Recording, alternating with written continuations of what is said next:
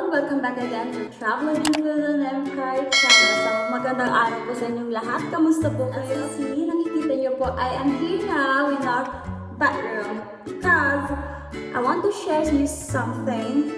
Well, actually, this is a product that is made from makeup, guys. Literally, it is always my problem how to do my eyebrows, and yeah, I said I guess I should give a try about this glass skin, since they said if you have this, and I'm seeing all these people that they have all this fair glass skin and they don't need anything anymore. Like, that's it. You're always ready for the day. So I guess I should give this a try. And yes, I'm already 31, and I guess it's time for me also to take care of myself and my skin. Especially, guys, as you notice, my wrinkles are really even everywhere. These dark circles, yes.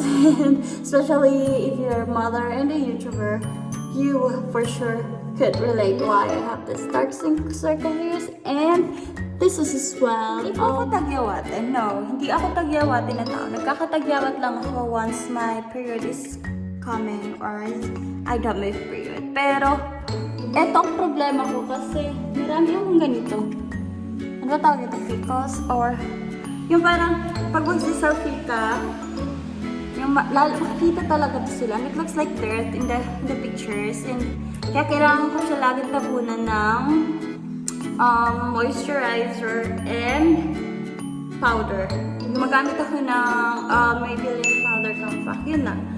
Nothing else. Kasi hindi talaga ako, guys, marunong mag-makeup. Talagang it is always my challenge or struggle how to do my eyebrows and how to hide these dark circles and this everything. So yeah, tingnan natin, guys. I'm going to upload or update you day by day or time by time if there's a risk. This is going to be the first time that we will be going to use this product. It's Rex Skin Sincerity, made in the Philippines. So I know everyone is aware about this product already.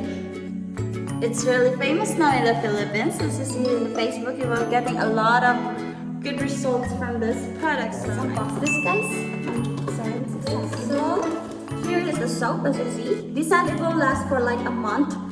I'm not sure because yeah, here it shows you the expiration date. It says it will expire on October. Can you see that? 2022. Yes, October 2022. This soap will expire. So, and here's next is the toner. This is the toner, and I'm trying to check. Yeah, here it also says or show or written when is the expiration date. So this product will expire on September 2000. What's this first, guys? The soap, this Clearbomb soap, and then next will be the toner. And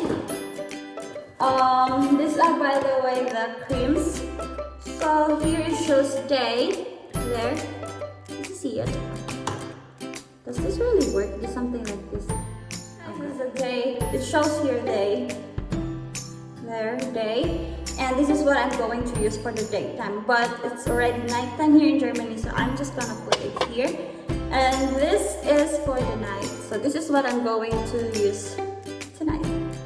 So let's try to do this. So first is the soap and the toner and our exfoliating cream. So here is the directions. Let's read in here, and it says just lather between hands with water, apply generously to face and body, rinse with water and pat dry, gentle enough for daily use. Let's try this now.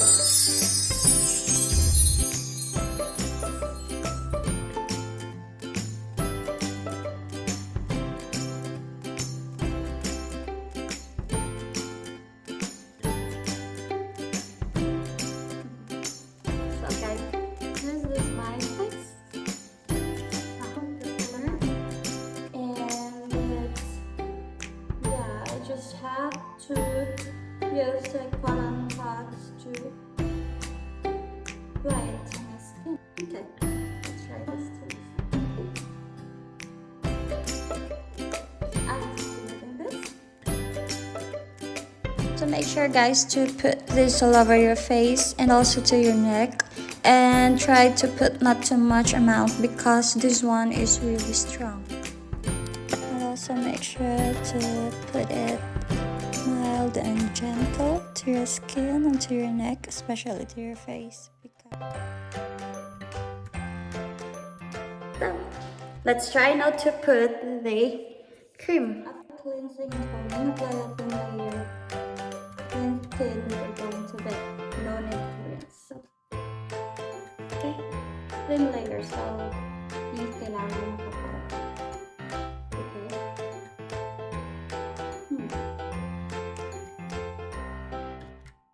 It smells good.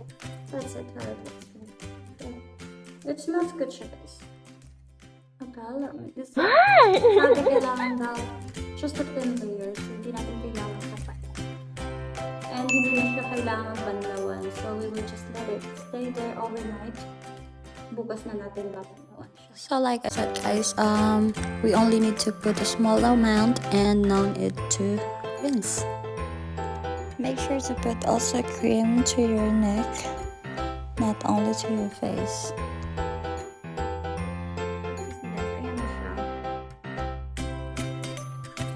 Medyo namula ng konti as you noticed yung skin ko, yung face ko.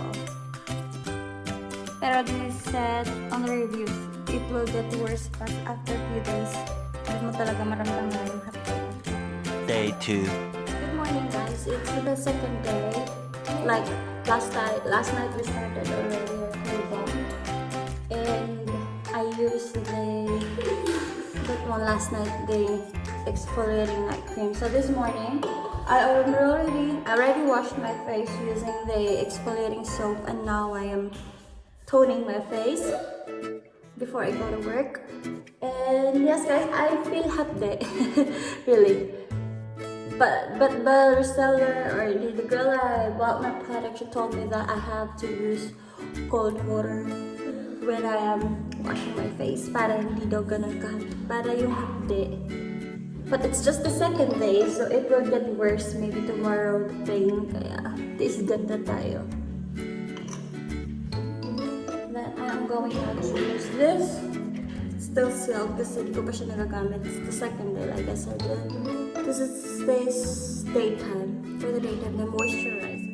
So just like with the night routine, you also have to apply this after you clean your face with the exfoliating soap and after you toned it. Then you can apply this to your face and also to your neck. You don't need to rinse it off and just apply light portion. So that's it guys.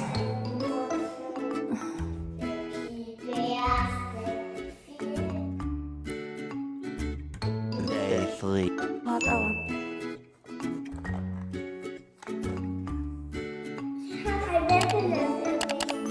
Ito guys, nakita nyo, nag-hot din siya. Yeah, sabi ng anak ko mag-band-aid daw ako kasi napansin niya na namumula yung mukha ko tapos nagbabalat. Sabi niya, Mama, may masakit sa'yo, ito mag-band-aid ka. Nabate ko siya, mag-band-aid daw ako kung may masakit sa akin, sabi niya. So guys, half day is real. As in, kagabi parang di ako masyado makatulog kasi I feel na some parts are itchy-bitchy. Parang kumakati siya. Not todo na makati, pero makati talaga siya. Kaya di ako makatulog masyado. Panay ganyan. Ako ganyan. Sobrang half day. Nung naghilamos ako, lalo na naglagay ako ng toner at lalo naglagay ako ng cream. Pag maghilamos kayo, gamitin niyo yung malamig na lang na tubig. Winter pa naman dito. Kaya Tiis Ganda tayo. Ewan ko ba? Ano ba pinasok ko? So hello guys, just a short update. I rested for 2 days. Okay, so gumamit ng toner, yung sabon, at saka yung cream. Kasi grabe yung pamamalat ng mukha ko noon at saka sobrang hapde. Kasi mahapde na siya. Kaya kinausap ko yung reseller ko. Saka sabi niya sa akin, pagpahingayin mo muna yung mukha mo at least for 2 days. So now it's gagamit tayo ulit. Gagamit ulit ako ng sabon, ng toner. A few moments This later. is what's happening to my face now. I already put a day cream, toner, and the soap, and See, it's still peeling, guys. Yan. Nagbabalat pa rin siya, lalo na sa leeg ko. But what I noticed, I am having those rashes here. Sobrang kati niya, and I don't know if it's only me who experienced this, or it is just the part, kasi sabi nga nila, we have a different skin type. Review. So this is my face now. This is the result. And yeah, still peeling pa rin. Ito yung na-peel na. Ito hindi pa. Kaya yung color niya is still different pa. Yan. And it's not branded. Normally you should take this product for straight 1 month. We'll see. So yun lang guys.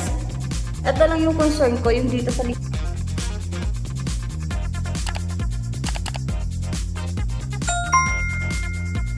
Eventually. Hello everyone, so finally reached out, or we finally accomplished the 7 days challenge of using Clearbomb of Rex Skin Sensitivity. So magbibihis lang ako guys at maghihilamos para makita nyo talaga yung totoo or yung update or I mean yung progress sa face lock ko. So pag wala akong hilamos, gusto ko muna ipakita sa inyo to. Yan na siya guys. Pagbabalat sa leeg ko. Hindi na siya magkaano makate yung complaint ko na rashes sa likod. Pero andun pa rin siya yung namumula. So guys, tapos na po ako maghilamos at saka mag-toner. Pero hindi pa ako naglalagay ng night cream. Kasi gusto ko ipakita sa inyo to. Ay grabe tagyawat ko. Napapansin nyo, makintab yung mukha ko. At saka pag tinitignan ko yung mukha ko sa salamin. As in mapula siya, sasabihin mo, wow, rosy cheeks. Ano talaga yung effect niya na mag-glossy yung mukha mo, and then mamula-mula. I don't know guys, kasi sabi ng reseller ko, na-surprise siya kasi sa akin in just 3 days nag-work. Most of, some of her customers, naabot ng linggo bago mag-start mamalat yung mukha. I don't know, kasi iba-iba naman tayo guys ng skin types eh. I guess guys, yung sa eye bags ko naman, ewan ko, hindi ko na yata kahit yung Rex yata, hindi yata ako matutulungan kasi ang solusyon lang talaga dito is matulog ng maaga. Kaso, addict sa Netflix marathon. Kaya mamukha na rin pati akong zombie kakapanood ng Korean zombie. So yes, this is so far the progress after 7 days. 7 days of using Clearbomb. Thank you so much kasi sinamahan niyo ako sa ginawa kong experiment sa pagmumukha ko. But yes guys, I'll keep you updated time to time. Maybe in a week or two, I'm going to upload new yeah, until matapos natin tong 1 month challenge of using Clearbomb kit of Rex Skin Sensitivity. See you soon again guys on my next or my future videos, future vlogs. If you're not subscribed yet, please do subscribe to my channel and hit the notification bell para po-updated kayo all the time. So, yun lang. I'm wishing you all safe and prosperous New Year. Lalo na may invisible po tayong kalaban. Ingat po tayo lagi. So, maraming salamat po. And I hope to see you again on my future vlogs. Bye!